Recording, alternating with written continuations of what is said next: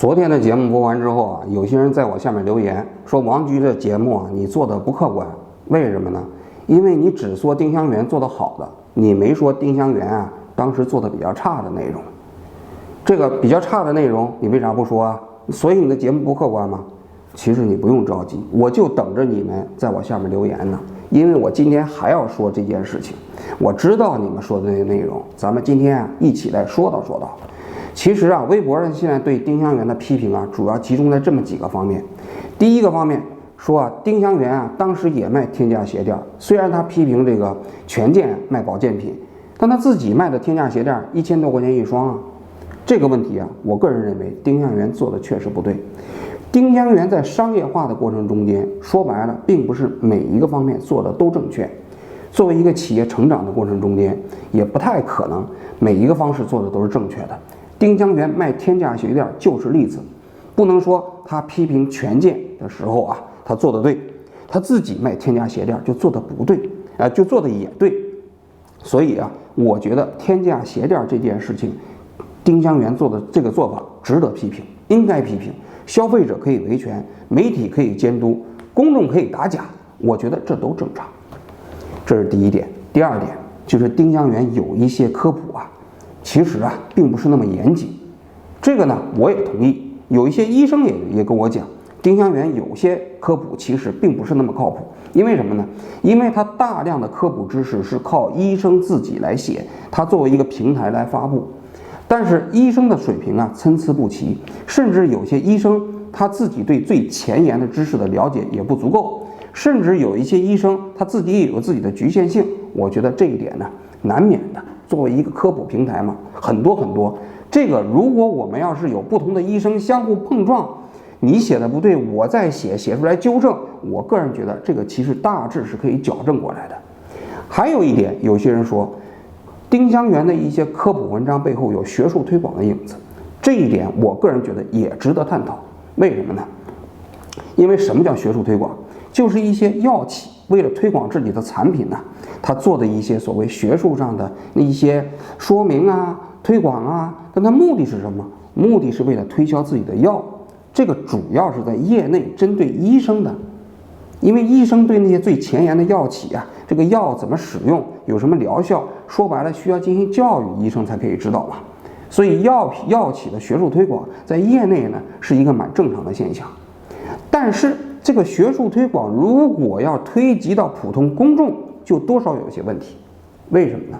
因为普通公众啊不是医生，他的目标接受这些信息的时候，不能以接受某种药物为目标。为什么你要知道我们公共传媒上不能做广告啊，不能做药品的广告啊？就是因为药品本身你该用什么药，应该由医生来给你处方来开，而不能通过广告宣传。因为公众没有药物知识，没有医学知识。如果你要是药品做广告的话，公众就以为某一种这种所谓的这个药品好，他就会要求医生开。但是医生应该根据你的适应症令你开药。同理，公众在接受科普信息的时候，按道理来讲不应该有药企的利益在背后。我个人觉得这一点也是基本原则。但是在丁香园的网站上，你说有没有药企背后的影子做的科普文章？我个人客观来讲应该是有的。但是这样的问题，我个人觉得都可以批评，都可以讨论，甚至可以出台法律来约束，甚至可以出台一些行业的标准，我们来探讨应该建立怎样一个科普的平台，让公众在接受信息的时候不受企业利益的污染。这是第二点。第三点啊，就是现在微博上说的最多的，就是说丁香园背后啊有境外资本的影子。这个境外资本的影子啊，这罪恶就大了，是不是？因为在他们的逻辑里，这境外资本呢就等于境外敌对势力。这些境外资本呢投了这个丁香园，你想想目的是什么？目的是想控制丁香园，控制丁香园之后呢，再输出一些对中国不利的信息，比如说专门怼中医、黑中医、抹黑我们中医，就是为了防止我们中华民族伟大复兴，就是想把我们中国历史上的文化瑰宝中医中药置于死地。逻辑就是这样的。这听起来是不是看起来也挺有道理？他们还贴了一张图，这张图啊，就是丁香园背后啊投资的一个资本叫智信资本。这个智信资本呢，不仅仅投了丁香园，还投了谁呢？大象公会、果壳网、科学松鼠会、三成传媒。你想想，这些在他们看来都是境外敌对势力控制下的这个桥头堡。大象公会已经死了，那个三成传媒可能也已经死了，这个果壳网也奄奄一息，对吧？这些上面都曾经发表过反华信息。这都是智信资本干的好事儿，他们的逻辑是这样的啊。这个我要讲啊，可能还真没什么道理。为什么呢？因为你如果想要证明智信资本控制了丁香园，控制了大象公会，首先你还得拿出其他的证据。什么证据呢？这些资本在董事会里有没有席位啊？是不是董事会中间的这个可以任免人事方面的席位啊？然后他对内容输出有没有审查权呀？什么内容可以输出，什么内容不能输出？他们是不是要过目啊？他们是不是对这个企业输出内容的过程中提供了所谓的自己的内容啊？有吗？有这样的内容吗？我在微博过程中间我没看到一条，就是证明这个所谓的智信资本啊控制丁香园的内容输出的，我没看到一条证据。他们只画了一张图，这张图他们就自动等同于境外敌对势力了。从逻辑上来讲，这个不成立。而且我们再讲讲智信资本啊，这个智信资本你稍微查一下你就知道了，他的这个 CEO 是个中国人，叫李蜀君，早年在盛大干过，然后自己成立了这么一个基金。这个基金主要是在境外募集，但同时呢是投中国企业。很多人就觉得，你看境外募集在投中国企业了，但是我跟你讲，在资本市场上，这样的资本呢，这样的基金、资产管理公司非常非常普遍。我给大家讲一下中国的现在创新药企，在创新药行业有一个非常著名的资产管理公司叫高瓴资本。这高瓴资本呢，它的这个头也是中国人，但是它主要是在境外募集资金。现在它的资产规模已经有700多亿美金了。大家知道吗？中国的这些创新药企啊，像百济神州、信达生物、君实生物啊，在早期的时候都拿了高瓴资本大量的钱。这些高瓴资本在境外募集的钱，从某种角度来讲，很大程度上支持了中国创新药企在刚刚开始发展时期的资金不足。换言之，如果没有这些高瓴资本在境外募集的资本，也就没有今天中国创新药企蓬勃发展的局面。中国现在啊，在香港上市的中国创新药企已经有几十家了，在美国上市的还有。我一直认为，假以时日啊，中国的创新药企一定可以跟美国追赶到很小很小的距离。现在已经有这样的端倪了，比如说我们中国现在的抗癌药物 PD-1， 价格已经只有美国的1%左右了。为什么？是因为我们中国的创新药企发展起来了。但是这个创新药企发展起来了，靠的不是我们国内的基金，靠的是这些国外的资本加持下的这些国际跨境资金对中国创新药企的这个支持。但是这些跨境资金有一个很重要的特点，它在境外募集，在中国投资，最终在境外上市，它要完成一个退出过程才能获利。大家注意到退出过程，不管是智信资本还是这种高瓴资本，最终它投资这些企业的目的是什么？并不是要跟这些企业一直相伴相生，而是当把这个企业扶持到一定程度之后，上市了，他们退出了，才能完成整个投资过程。所以这些企业你发现了吗？他们的整个投资流程是这样的：在市场上募集资金，寻找那些最具成长的企业，然后在这个企业在最开始发展的时候，在扩张期之前就投入这样的一个企业的，给他们一笔资金，伴随着这个企业高速成长的过程，然后上市之后退出，完成整个投资过程，再寻找发现另外一个这样类似的企业。为什么市场上现在有这么多的这种跨境资本在中国活动呢？在中国投资呢？是因为中国现在改革开放之后啊，是全球最具活力的经济体。有大量的这样初创企业，本身成长空间极其巨大。大家都知道，早年投资腾讯的那家南非基金，那赚了几千倍、几万倍呀。当时并没有投多少钱，但是现在早已经赚爆了，对不对？包括孙正义投资马云，对不对？阿里巴巴也都是赚了几千倍啊。所以中国是一个极具投资前景的国家和市场，所以吸引了很多境外资本在中国投资很正常。你能说孙正义投资阿里巴巴就是为了控制马云吗？你能说南非的那基金投资腾讯就是为了控制中国的社交软件吗？不能这么讲吧，因为这些资本投资这些行业都是做的财务投资。如果你稍具投资知识，你就知道他们仅仅是做财务投资，对企业本身的内容输出不感兴趣。还有人讲了，你别急，智信资本上游还有东西呢。哥伦比亚大学基金会看到了吗？那美国的大学那可不是进行价值观输出吗？我再给你讲一讲美国的大学基金是怎么回事啊。美国的大学其实啊，它的运营资金中间很大一部分靠的是校友捐赠和社会捐赠。这些钱捐上来之后啊，他们可能花不完他也不会放在银行里，于是就请专门的职业经理人帮他们打理这部分资产。美国的很多大学富可敌国啊，哈佛大学自己专门成立的资产管理公司，他们管理的资金规模有400亿美金。400亿美金呢，它的运营资本过程中间每年花的钱，学费大概只占了20%，其实很大一部分来源于自己这个基金运作产生的收益。哈佛大学的基金，包括耶鲁大学的基金、哥伦比亚大学的基金，这些美国名校的基金会啊，一方面管理的资产的规模非常大，另外一方面投资回报率也非常高。